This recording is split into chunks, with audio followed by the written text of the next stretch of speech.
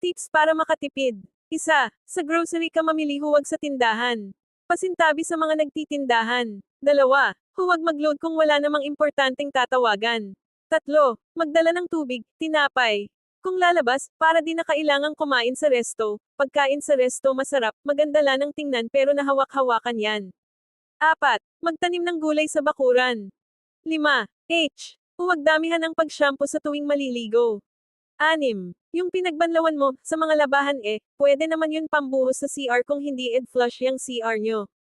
7. Huwag bili ng damit.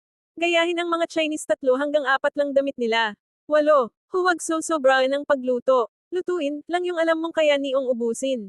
9. Lockery na lang kung imslapit lang ang pupuntahan, wag mag-inarte. 10. Iwas ang alak, french fries, coke, junk foods. Wala namang naitutulong sa kalusugan yan kung tutuusin, mamumulubi kapag nagkasakit ka.